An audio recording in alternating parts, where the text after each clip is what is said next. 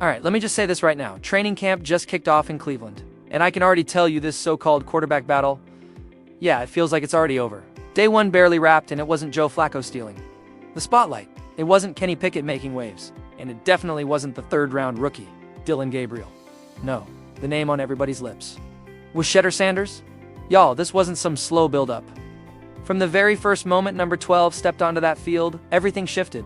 The energy, the focus, the vibe, it felt different. You could feel it in the crowd. Tight spirals.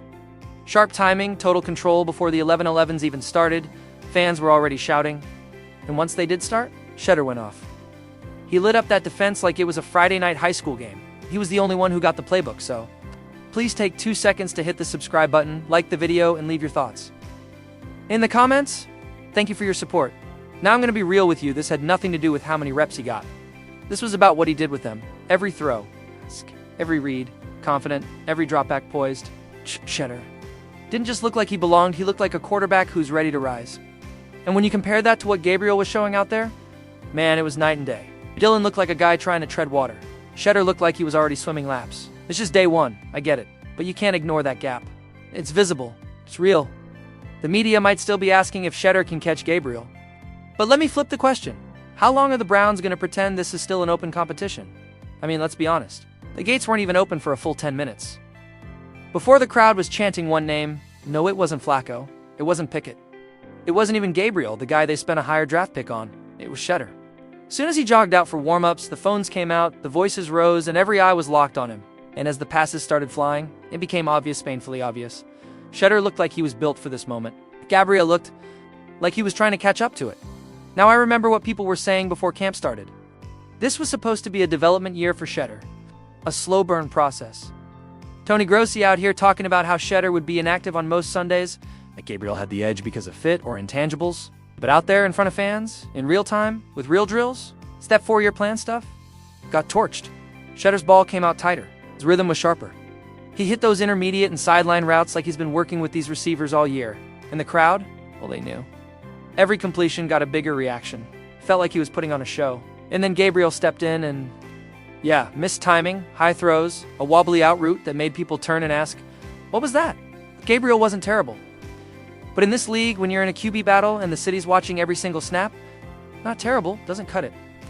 And that's the difference. Shedeur owned the moment. Gabriel just kind of survived it.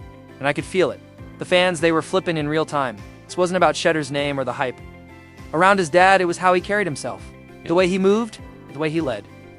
Gabriel looked like he was hoping not to fall behind. Shedeur looked like he expected to lead. And by the end of practice, I wasn't hearing people talk about QB4 versus QB3. Nah, they were saying what we were all thinking. This ain't a competition, it's a blowout, if you ask me. Day one made one thing clear as daylight. The gap between Shedeur and Dillon Gabriel isn't something you debate on paper. You can see it, you can measure it. Let's talk team drills. Shedeur. Clinical zero wasted motion. Everything in rhythm. Hitting timing routes, fades, deep outs, you name it. Local beat writers even called out his poise, his discipline, his anticipation. He was locked in. Meanwhile, Gabriel's first few throws were rough. One sailed, one skipped. One almost got picked off.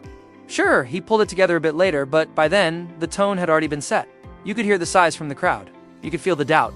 And don't tell me this is just one practice. This same pattern was happening in OTAs too. In those closed sessions, Shedeur was completing nearly 80% of his passes. They're throwing touchdowns and keeping the turnovers low.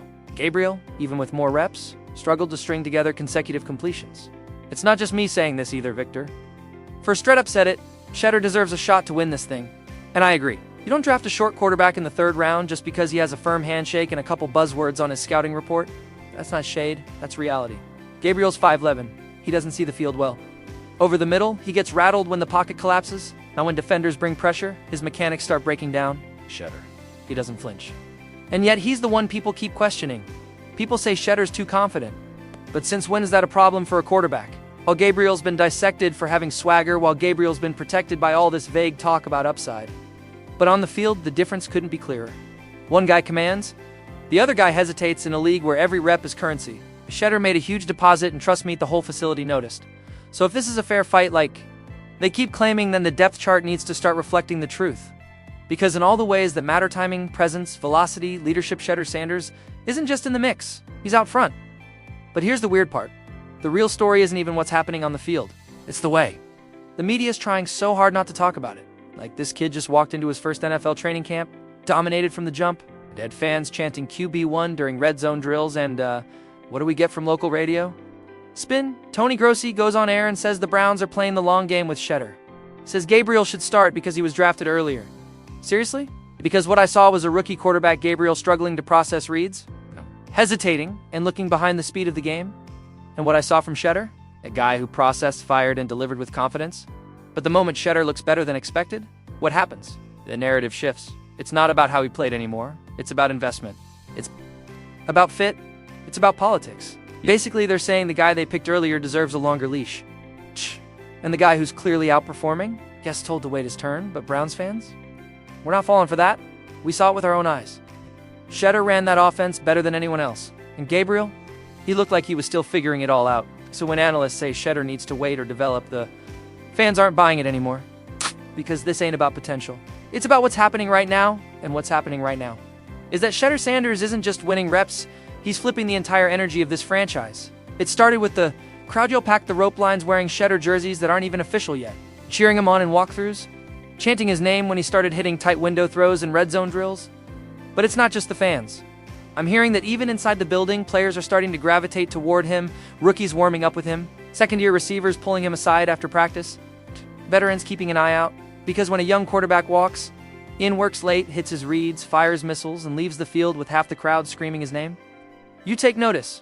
And if the Browns are serious about putting the best quarterback on the field, not the most invested in, not the most talked about, then Shedeur Sanders has already earned his shot. And in my eyes, they might have already won the job. So please take 2 seconds to hit the subscribe button, like the video, and leave your thoughts in the comments. Thank you for your support. So I'm watching this kid, yeah? The same kid that dropped to the 5th round, and he's out there running the offense like he's been doing it for 5 years. Reading coverages, adjusting protections, throwing with anticipation and touch, and the ball, it's coming out of his hand like a cannon, but it's not just the throw, it's the presence. It's commanding. That's the only word I can use. He walks in and owns the space. And when a quarterback walks onto the field and players gravitate toward him, that's not something you coach. That's leadership. That's instinct, and you could feel it. The receivers were locked in. The line was more alive. Even the energy on the sidelines shifted when Shedeur got in the huddle. And trust me, that's something players pick up on fast. You can't fake it. Know when someone's special. And when they start whispering in the locker room, why isn't Shedeur getting more reps? Or he's already outplaying Gabriel, you better believe those whispers eventually turn into noise. And that noise turns into tension because... Here's the truth. The Browns front office doesn't want to admit this isn't just a competition anymore. It's a reckoning. When the guy you listed 4th on the depth chart comes out and dominates your #1 defense, it puts on a show. In front of the fans, makes plays the starter hasn't made all week, then your whole plan starts crumbling. That neat little timeline you drew up, the one that had a veteran to stabilize, a rookie to develop quietly, and no pressure to rush anything. Yeah, that's out the window. Because now the players know, the fans know, hell, even the coaches know. And now you've got a decision to make. Do you stick to the old blueprint out of pride, or do you adjust to reality? Because every single day that Shedeur Sanders doesn't move up that chart, every day he doesn't get more first-team reps while Gabriel keeps giving you that pressure, it grows.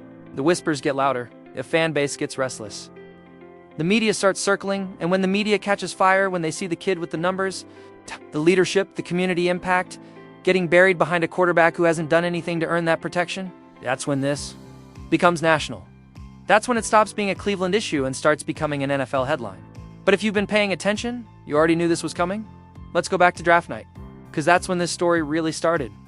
Sanders, who threw for over 4,100 yards, stacked up 37 touchdowns, and got absolutely battered behind one of the worst offensive lines in the country, he drops to round 5.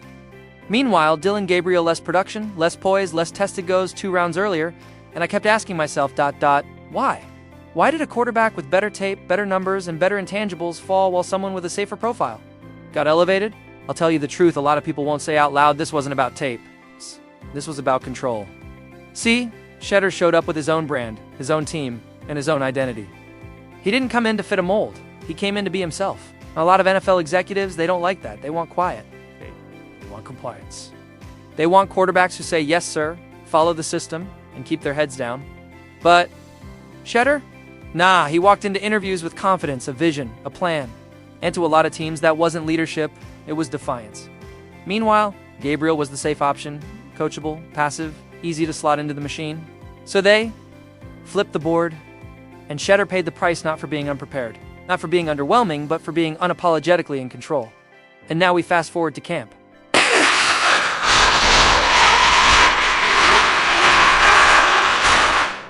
And everything they feared about Shedeur, it's true. He is in control. He is ready. He is a leader. And every single practice that he outshines the guy ahead of him, that illusion of control from the front office starts slipping away. But you know what really separates Shedeur from a lot of young quarterbacks? What really makes me believe this isn't just a moment-in-time movement? It's what he did off the field. While other rookies were off chasing cameras and endorsement deals this offseason, Shedeur made a different kind of headline. He skipped the ESPYs, one of the biggest stages for an up-and-coming athlete, and instead organized a fundraiser for families displaced by the Rainbow Terrace apartment fire in Cleveland. No team directive, no PR stunt, no media. Just him. Volunteers and a mission. He put in his own money. He handed out meals. He showed up for the city before he ever suited up for it. And let me tell you something that matters. That's not about brand. That's about heart. That's about legacy. That's about a rookie quarterback who already sees himself as part of the community. None of the other quarterbacks in that room did that. Not Gabriel, not Pickett, not even Lecco. So when people ask me who should lead this team, I don't flinch. It's Shedeur. Not just because he's talented. I'm not just. Because he can throw. But because he gets it. He understands that being QB1 isn't just about reading a defense. It's about representing something. Now the question is, will the Browns see that too? Because time is running out? Week 1 is coming. The spotlight is coming. And if Shedeur, Sanders keeps stacking days like the one he just had and they still choose to ignore it, if they keep pretending this is about development and not dominance, then they're not just making a bad decision, they're sending the worst possible message. A message that says politics matter more than performance. That being quiet matters more than being impactful. That waiting your turn is more important than earning your spot. But the people, the fans, they see through it. They've already chosen their guys, so now it's on the coaching staff. You can keep saying it's early. You can keep clinging to the script. We all saw what happened on Day 1, Shedeur Sanders walked in as QB4 and walked out as the best quarterback on the field. This ain't about buzz anymore. It's about truth. And if the Browns want to start winning not just games, but trust, loyalty, belief, then they better recognize what's in front of them. Because Shedeur Sanders isn't just ready to play, he's ready to lead a city. And the longer you wait to give him that shot, the louder this story becomes. So, should Shedeur be QB1? Are the Browns making the same mistake they've made for years? Thanks for watching and see you next one.